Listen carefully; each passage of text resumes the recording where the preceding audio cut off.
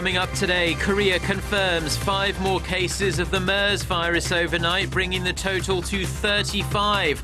The government launches an emergency task force to try and get a handle on the situation. Citing high levels of household debt and weakening exports, the OECD slashes Korea's economic growth outlook for this year to 3% from an earlier projection of 3.8%.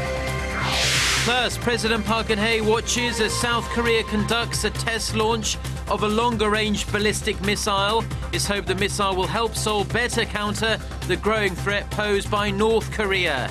Stay tuned for these stories and more.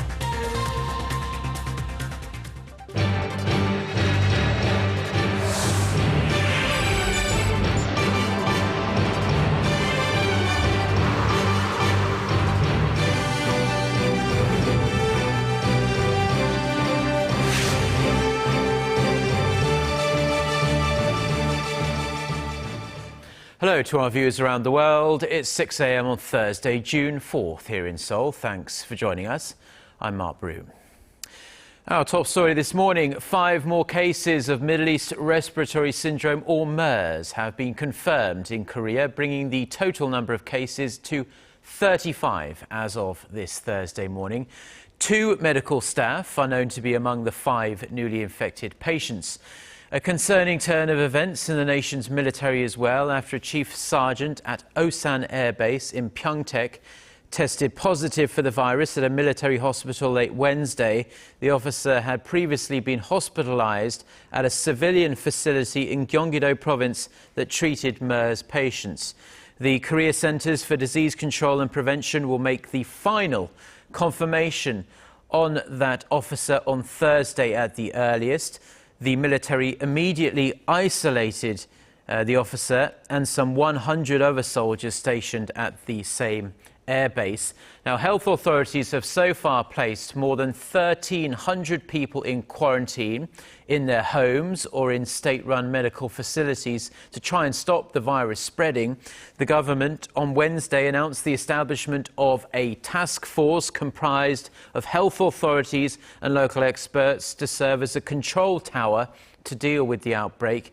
As another preventative measure, almost 600 schools and preschools have decided to temporarily close for the remainder of this week, with the majority of them in Gyeonggi-do province where the first MERS case was reported.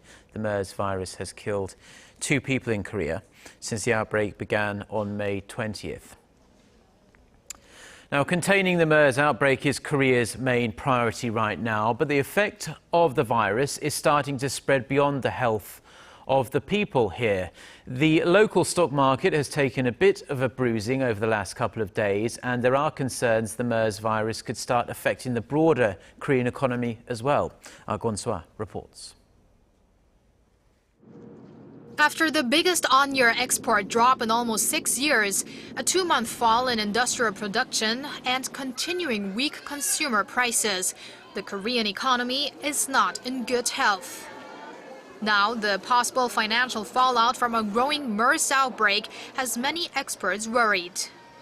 When severe acute respiratory syndrome, or SARS, hit China in 2003, it dragged down the country's first quarter economic growth from 10.3% to 7.9%.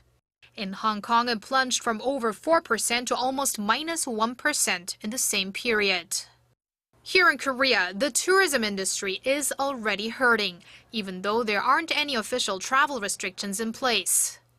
According to the Korea Tourism Organization, 2,500 tourists from China and Taiwan canceled their trips to Korea as of June 1st. And this could just be the beginning. The spread of the MERS virus is expected to have quite an impact on consumer sentiment. That's why it's time to consider additional measures, such as an expansion of the financial budget or a cut in the key interest rate. Experts say the finance ministry may include these measures in policy directions for the second half of the year, which they will announce at the end of the month.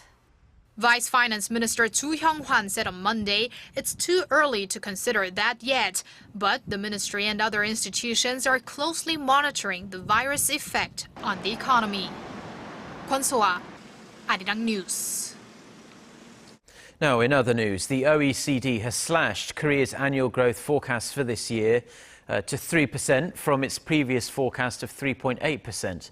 The organisation attributed the cut to the country's growing household debt and slow wage growth, both of which are denting consumer spending. It also cited the strong Korean won and slowing exports to China. The OECD expects the global economy to lose steam as well, growing 3.1% this year, down 0.6 percentage points from its earlier forecast. It also estimated the US and China will post slower growth than earlier projections, while Japan is showing a small drop of 0.1 percentage points from 0.8%. A revised law that allows lawmakers to demand changes to presidential orders continues to create divisions within Korea's ruling party. Some members of the party are siding with the president's office. They're concerned that the law encroaches upon the executive branch's power, while the party's chairman is trying to play mediator. Our Ji Myung-gil has the details.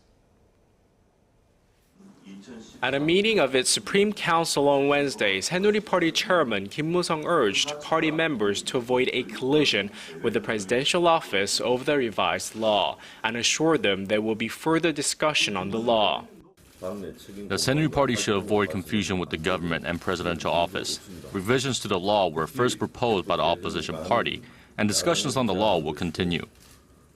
Some Supreme Council members say the revised law violates the constitutional division of powers. Articles 75 and 95 of the Constitution give the executive branch the right to review legislation, and the parliament doesn't have the right to interfere with that. That's why this revised law is unconstitutional. This revised parliamentary law could paralyze state affairs. If the opposition continues to disregard the unconstitutionality of this law, then both parties will be held responsible. The revised law, which passed last week, gives the National Assembly the power to demand changes to government enforcement ordinances. Critics say this gives the Assembly too much say over government policy, which goes against the constitutional separation of powers. Meanwhile, the presidential office, which objects to the revised law, lashed out at the main opposition New Politics Alliance for Democracy over the revision. A presidential official said Wednesday that the party's floor leader Lee Jong-geol had disparaged the president the previous day, when he said President Park doesn't need to make a fuss over the revised law. Lee responded on Wednesday that he had no intention of insulting the president and urged the government to instead focus on dealing with the MERS crisis. Ji Myung-gil, Arirang News. South Korea has successfully test-fired a ballistic missile that is capable of hitting any part of North Korea. Now, such was the magnitude of the occasion that President Park Geun-hye herself was there to watch the launch. Our Chae-sun reports. With President Park looking on, South Korea's state-run Defense Research Institute carried out the first test fire of a ballistic missile with a range of at least 500 kilometers. Part of Seoul's preemptive strike-kill chain system, the Hyunmoo-2B missile is capable of hitting targets almost anywhere in North Korea. In October of 2012, South Korea and the U.S. agreed to extend the South's ballistic missile range from 300 to 800 kilometers in the wake of rising nuclear and missile threats from North Korea. Officials in Seoul believe Pyongyang is close to miniaturizing a nuclear warhead and is developing an intercontinental ballistic missile that can reach the U.S. mainland. 빈틈없는 안보 태세와 실질적인 억제 역량을 갖추고 있을 때 북한도 결국 도발보다는 대화의 장으로 나올 수밖에 없고 또 변화도 이끌어낼 수가 있을 것입니다. Along with the Hyunmoo-2B, the South Korean military has a 1,000-kilometer range cruise missile. Both are expected to successfully counter the North's threats on land and at sea.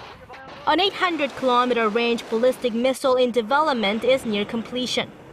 President Park also checked in on South Korea's air and missile defense system, observing a test launch of the Cheolmae-2 surface-to-air missile.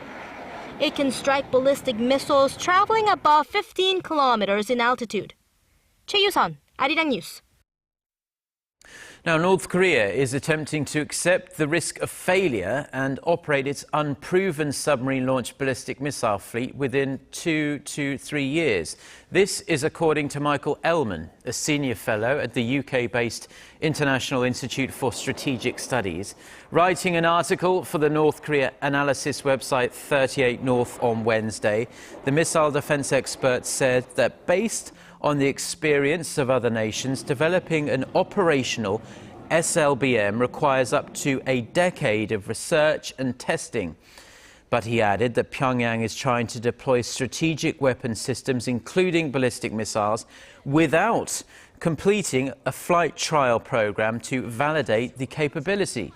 The expert said the US and its regional allies must monitor North Korea's missile development closely and come up with contingency plans accordingly. Now, South Korea and the United States held a joint ceremony on Wednesday to celebrate the historic launch of their combined military division. And Na Hyung-kyung was there and filed this report. This signaled the beginning of a new organizational paradigm. For the first time in South Korean and U.S. history, a combined division was formed to bolster combat readiness against Pyongyang. The commanding general of the U.S. 2nd Infantry Division, which will lead the new combined unit, says today's event reflects much more than just a name change. It serves as a signal to the world, and especially to our potential adversaries in particular, that we have made the transformation that is necessary to succeed on the battlefield. The division will consist of a brigade from the South Korean Army and the U.S. 2nd Infantry Division, which is currently located in Uijeongbu, north of Seoul. The ceremony comes after the two allies agreed last year to form this unprecedented division. Dozens of South Korean officers were dispatched to the Joint Staff Office earlier in January for an integration training session to ensure a smooth transition. Members of the Korean Brigade will carry out their regular duties under the Korean chain of command in peacetime, but will work with the U.S. troops in times of war. The division will be led by the American commander, while his deputy will be from the Korean Army.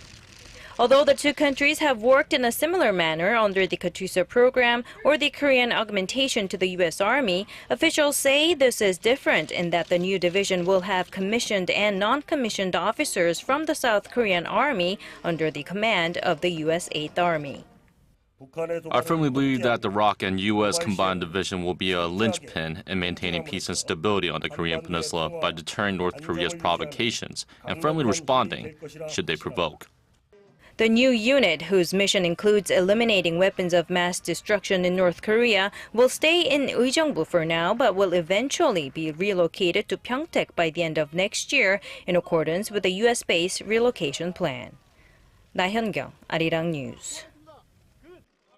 Fighting has flared up again in Ukraine. The presidential office in Kiev says 2 Ukrainian soldiers were killed and 30 wounded on Wednesday as they tried to repel pro-Russian separatists in Marinka, a small town in the east of the country. The rebels say 15 of their men were killed in the battle. Now, despite the losses, the Ukrainian army says it managed to hold the strategically important town.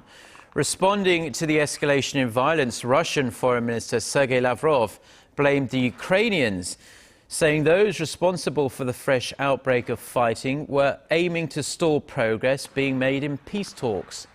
Almost 6,500 people have been killed in eastern Ukraine since the conflict began in April 2014.